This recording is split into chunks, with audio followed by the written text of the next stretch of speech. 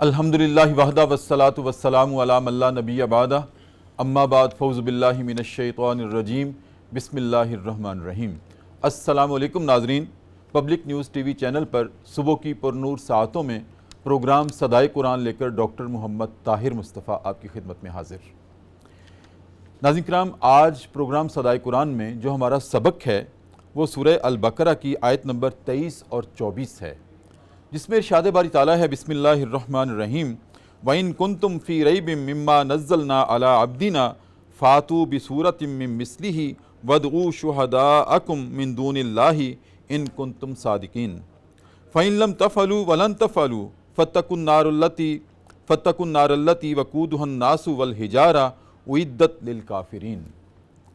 اگر تمہیں اس میں کوئی شک ہے کہ جو کچھ ہم نے اپنے بندے پر نازل کیا ہے وہ اللہ کا کلام نہیں ہے تو اس جیسی ایک صورت تم بھی بنا کر لے آؤ، اور اس کام میں تم اللہ کے سوا اپنے مددگاروں کو بھی بلا کر شامل کر لو اگر سچے ہو تو۔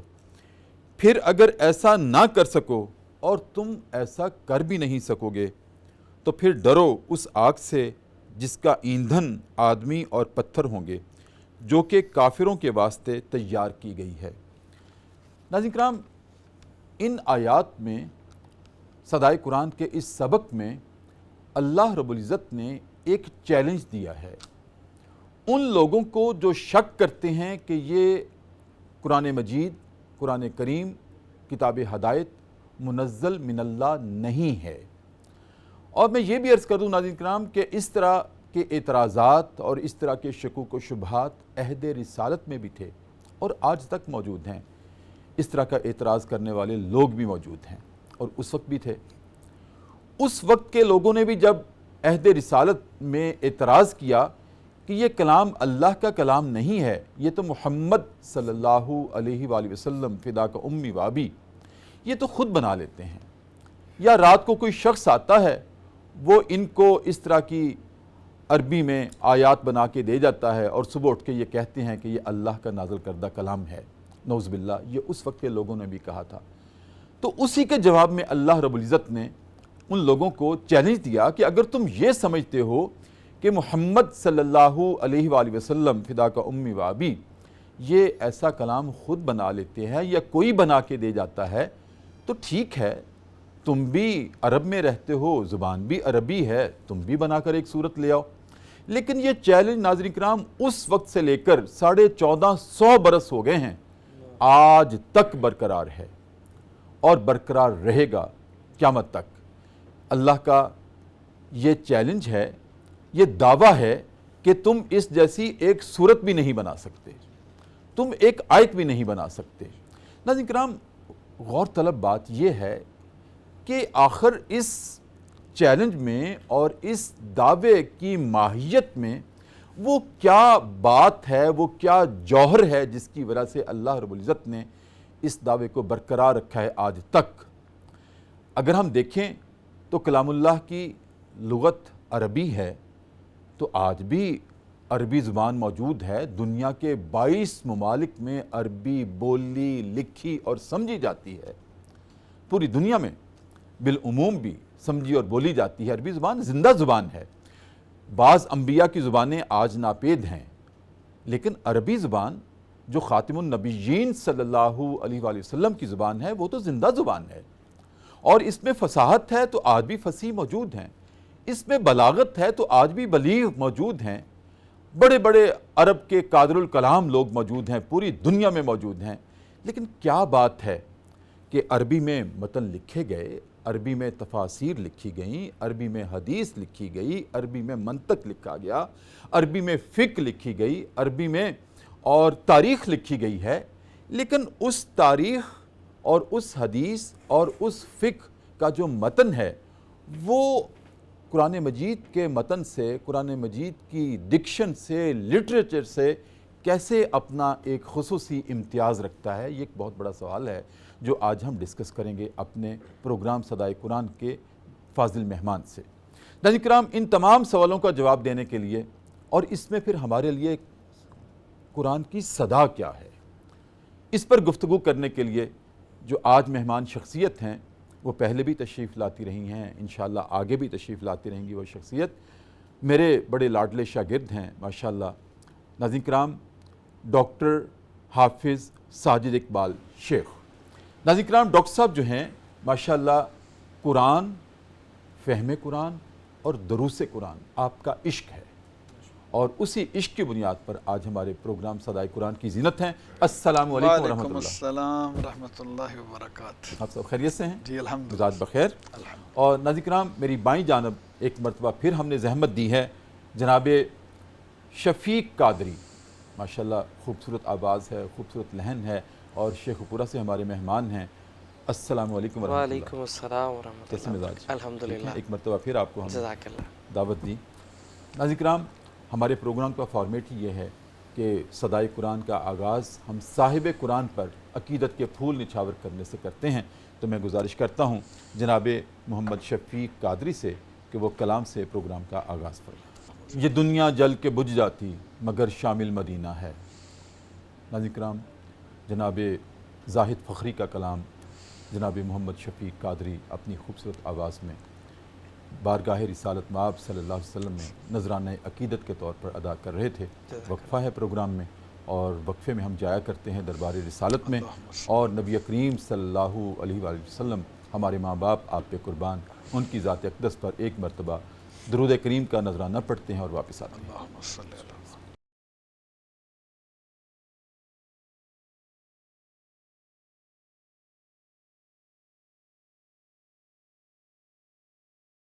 وقفے کے بعد ناظرین کرام دوبارہ آپ کی خدمت میں حاضر، صبح کی پرنور ساعتیں ہیں، public news TV channel ہے، لاہور اسٹوڈیوز ہے، اور ہمارا پروگرام ہے صدائے قرآن، اور آج ہمارے مہمان ہیں جناب ڈاکٹر حافظ ساجد اقبال شیخ۔ ڈاکٹر صاحب، جیسے میں نے عرض کیا کہ ماشاءاللہ قرآن، صاحب قرآن، دروس قرآن اور فہم قرآن صدائے قرآن اور صدائے قرآن، سبحان اللہ، آج سے آپ کا عشق سبحان ہے۔ اللہ، سبحان اللہ۔ بہت خوبصورت۔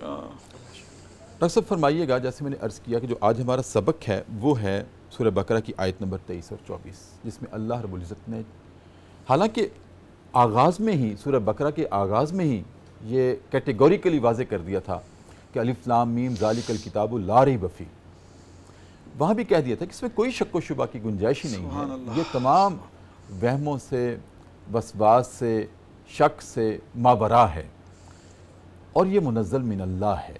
اللہ تعالیٰ نے پہلے بھی کہہ دیا تھا، اب چیلنج دیا ہے اس پر اعتراض کرنے والوں کو، شک کرنے والوں کو، اور چیلنج بھی کیا دیا ہے کہ ایک صورت بنا کر لے آؤ۔ جیسے میں نے ڈاکٹر صاحب عرض کیا ہے کہ دیکھیں، ایک ہے قرآن کی زبان، حدیث بھی عربی میں ہے، فقہ کی امہات کتب، تاریخ کی امہات کتب وہ بھی عربی میں ہیں، بلکہ دین اسلام کا سارا سرمایہ وہ عربی زبان میں ہے، لیکن اس عربی میں اور قرآن کی عربی میں امتیاز کیا ہے؟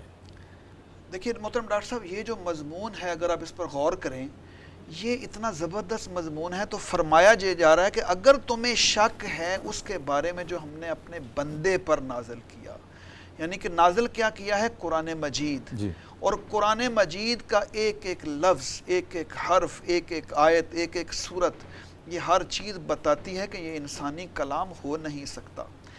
اس کے اندر جو حقائق بیان کیے گئے ہیں، جو امور غیبیہ بیان کیے گئے ہیں، اس کا جو نظم ہے، اس کے جو اندر الفاظ کا استعمال ہے، اس کے اندر جو تراکیب کا استعمال ہے، وہ انسان کے بس سے بالکل باہر ہے۔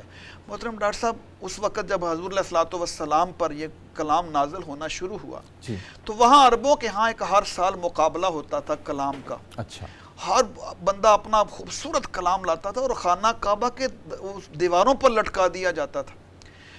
جب قرآن نازل ہونا شروع ہوا اس وقت بھی وہ کلام لٹکائے گئے۔ حضرت سیدنا ابو بکر صدیق رضی اللہ تعالیٰ عنہ نے قرآن مجید کی مختصر ترین صورت کو وہاں لکھ دیا، اچھا، انا اعطیناک الکوثر، سبحان اللہ، جو فیصلہ کرنے والا تھا۔ ظاہر ہے وہ بلاغت کا بھی ماہر ہوگا، فصاحت کا بھی ماہر ہوگا، لینگویجز کو سمجھتا ہوگا، لنگوسٹک کے مسائل کو جانتا ہوگا۔ وہ جب آیا اس نے باقی انسانی کلام پڑھے، جب آخر میں اس کلام کو پڑھا تو کئی منٹ وہ پڑھتا ہی رہا، گم ہو گیا اس کے سحر میں۔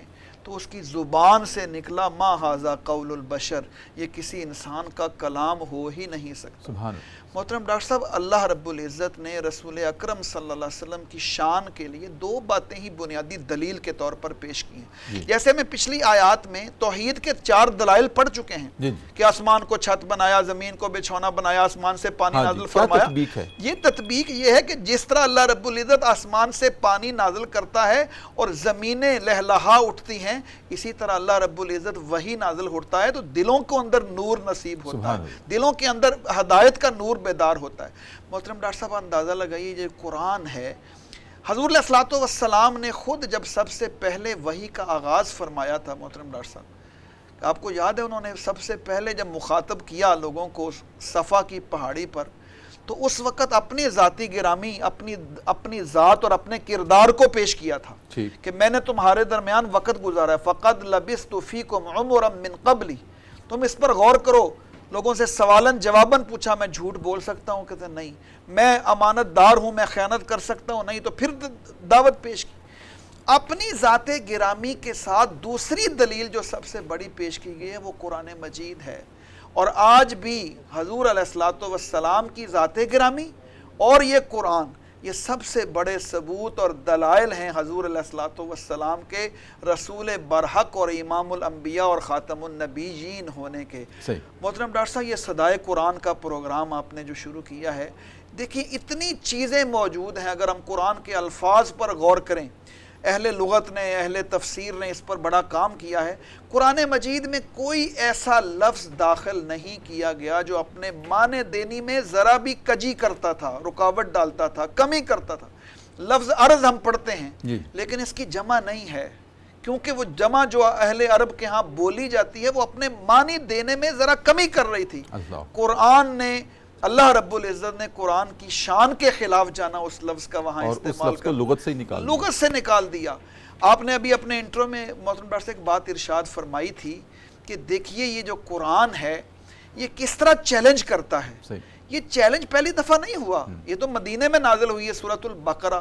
اس سے پہلے مکے میں بھی چیلنج دیا گیا تھا، سورہ بنی اسرائیل میں، سورہ ہود میں اور دیگر صورتوں میں، جب ان سے کہا گیا سارے مل جاؤ اس جیسا قرآن تو لے کر آؤ. قُلْ لَئِنِ اجْتَمَعَتِ الْجِنُّ وَالْإِنسُ عَلَىٰ أَن يَأْتُوا بِمِثْلِ هَٰذَا الْقُرْآنِ لَا يَأْتُونَ بِمِثْلِهِ، نہیں لا سکتے. چلو پورا قرآن نہیں لا سکتے، فَأْتُوا بِعَشْرِ سُوَرٍ مِثْلِهِ، 10 صورتیں لے آؤ. وہ بھی چیلنج نہ پورا کیا جا سکا تو اب کہا گیا کہ چلو 10 نہیں لا سکتے، ایک ہی لے آؤ. لیکن محترم ڈاکٹر صاحب اہل لغت نے یہاں بڑی پیاری بات لکھی ہے. یہ جو فرمایا گیا نا فَأْتُوا بِسُورَةٍ مِّن مِثْلِهِ، اس کا ترجمہ یہ ہے کہ تم ہو سکتا ہے کوشش کرو، اور لوگوں نے کوشش کی. لیکن ذہن میں رکھنا کم سے کم 3 چیزیں ملنی چاہیے تمہارے اس کلام میں اور قرآن مجید میں، کہ اس کی بلاغت ویسی ہی ہو جیسے قرآن کی ہے، اس کا نظم ویسے ہی ہو جیسے قرآن کا ہے، اس کے اندر جو حقائق مستقبل کے بیان کیے گئے ہیں اور ماضی کے بیان کیے گئے وہ بھی ویسے ہی ہوں. محترم ڈاکٹر صاحب لوگوں نے کتنی کوشش کی تھی. ابن مقفع کی تاریخ میں آپ دیکھیں، اس شخص کو بھاری قیمت دے کر، بھاری تنخواہ دے کر اس کام پہ لگایا گیا. 6 مہینے وہ اپنے کمرے میں رہا. اس سے بڑا عربی دان اس دور میں کوئی نہیں تھا. 6 مہینے کے بعد آ کر کہتا ہے کہ میں عاجز ہوں، قرآن کے مقابلے میں کلام نہیں لا سکتا.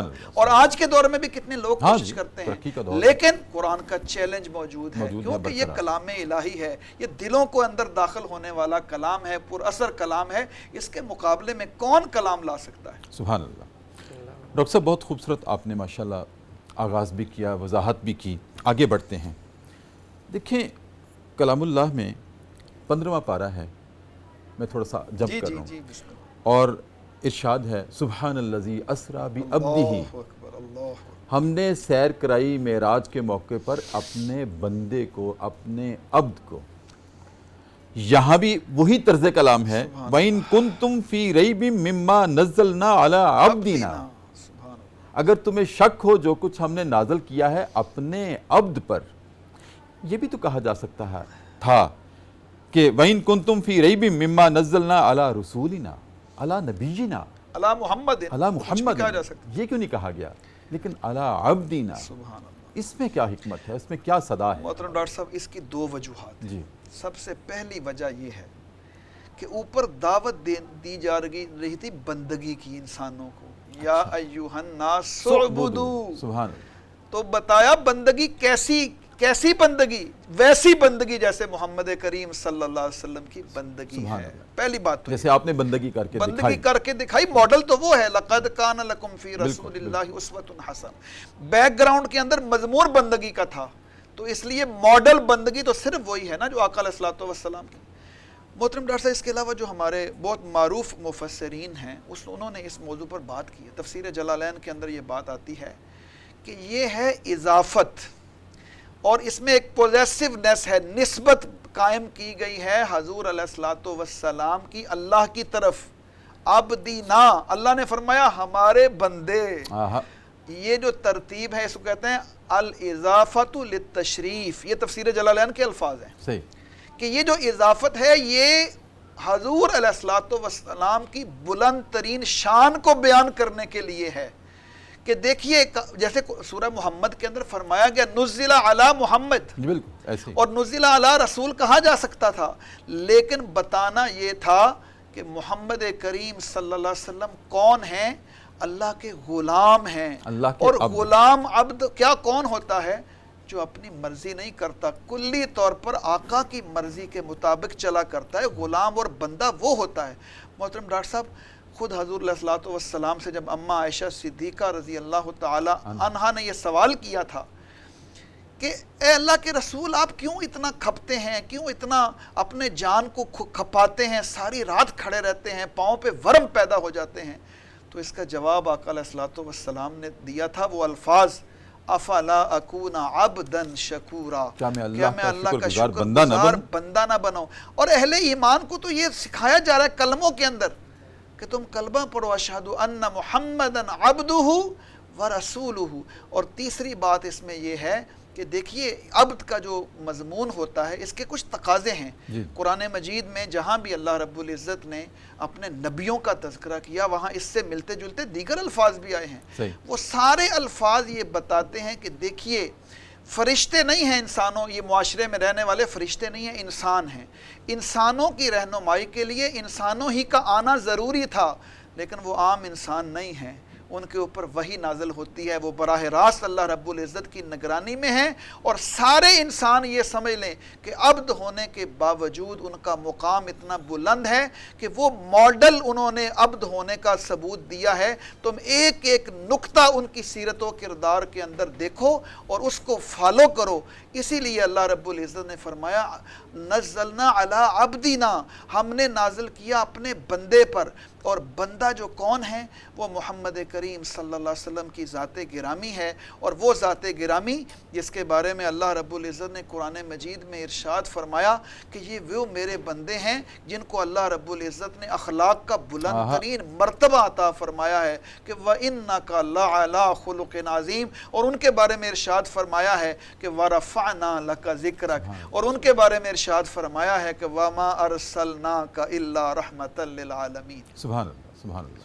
ڈاکٹر صاحب کیا بات ہے ماشاءاللہ. ایک وقفہ لیتے ہیں پروگرام میں اور اس کے بعد یہیں سے بات دوبارہ شروع کرتے ہیں. ناظرین کرام، ڈاکٹر حافظ ساجد اقبال شیخ، جیسے میں نے عرض کیا تھا کہ قرآن ان کا عشق ہے اور عشق آج ٹھاٹھے مار رہا تھا. ایک وقفہ ہے اور وقفے میں ہم دوبارہ چلتے ہیں دربار رسالت میں اور نبی کریم صلی اللہ علیہ وآلہ وسلم جو کہ صاحب قرآن ہیں ان کی ذات گرامی پر ایک مرتبہ درود کریم کا نذرانہ پیش کر کے واپس آتے ہیں.